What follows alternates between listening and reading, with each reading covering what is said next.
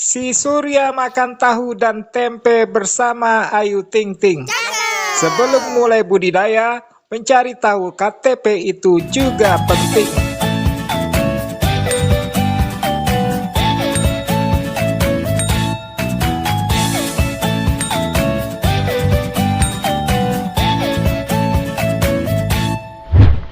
Assalamualaikum warahmatullahi wabarakatuh. Salam sukses selalu untuk semua sahabat Erduo dimanapun berada. Apa kabar sahabat saat ini? Moga lancar-lancar saja ya budidaya lobsternya. Lobsternya sehat-sehat dan konsumennya pun meningkat. Amin ya rabbal alamin.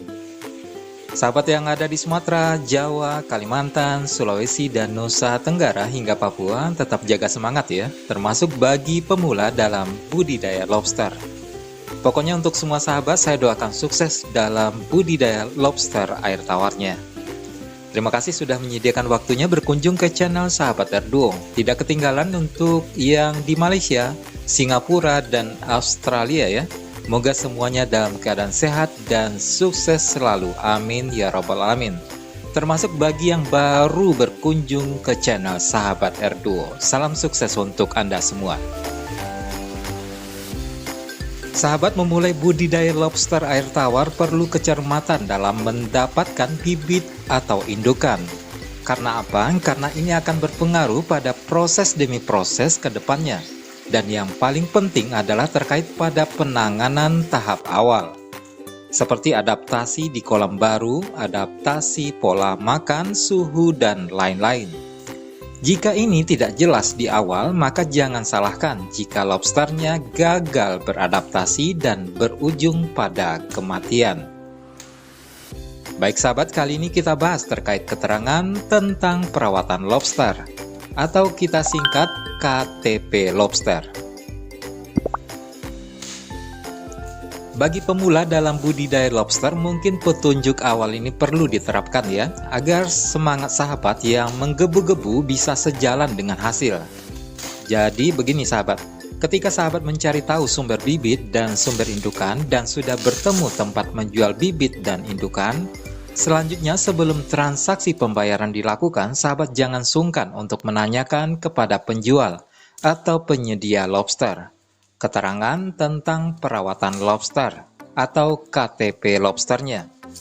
Fungsinya apa sahabat? Agar sahabat bisa memperlakukan pola perawatannya sama pada hari-hari selanjutnya, meski sudah beralih kepemilikan serta berbeda lokasi dan kolam.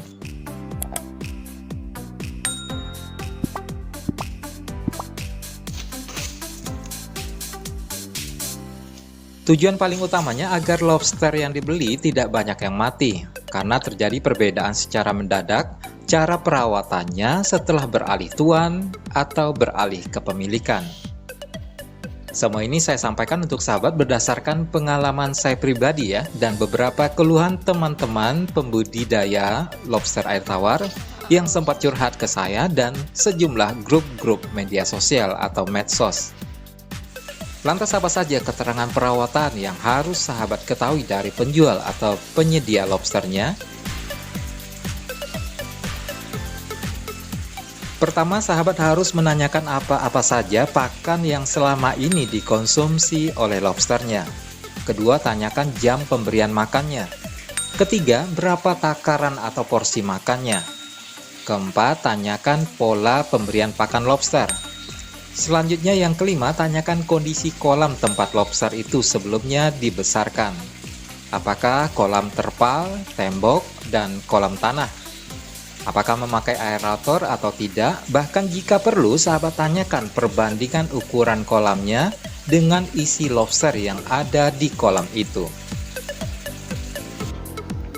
Memang agak terkesan nyinyir ya sahabat, tapi ini untuk kebaikan sahabat juga dalam memulai budidaya lobster air tawar. Apalagi bagi yang membeli dalam jumlah sedikit. Kebayang ya sedihnya jika lobsternya akhirnya mati satu persatu dalam hitungan hari, karena salah dalam perawatan awal setelah beralih kepemilikan. Tapi dari beberapa poin di atas yang paling signifikan adalah menanyakan kondisi air dan jenis pakan serta pola pemberian pakan. Apakah kondisi air lobsternya selama ini menggunakan saringan dan menggunakan aerator atau tidak? Sahabat harus tanyakan itu.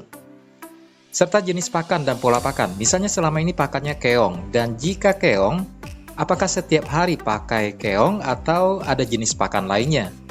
Jika ada jenis pakan lain seperti kecambah toge dan lain-lainnya, lalu pola pemberiannya bagaimana? Keongnya yang lebih banyak atau pakan yang lainnya yang lebih banyak? Sahabat harus tanyakan itu kepada penjual atau penyedia lobsternya.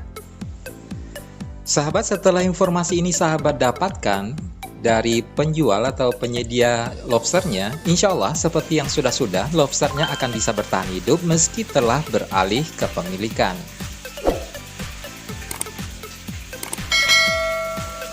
Baik sahabat, sampai di sini dulu tips motivasi budidaya lobster air tawar dari sahabat R2.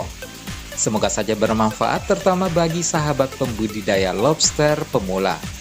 Jangan lupa untuk share sekiranya bermanfaat agar sahabat-sahabat kita yang lain bisa juga terbantu untuk sukses dalam budidaya lobster air tawar. Dan ucapan terima kasih juga untuk sahabat-sahabat yang telah like, komen, dan subscribe.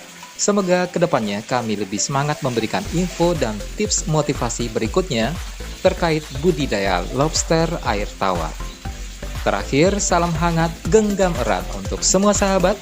Mari selalu menebar manfaat. Wassalamualaikum warahmatullahi wabarakatuh.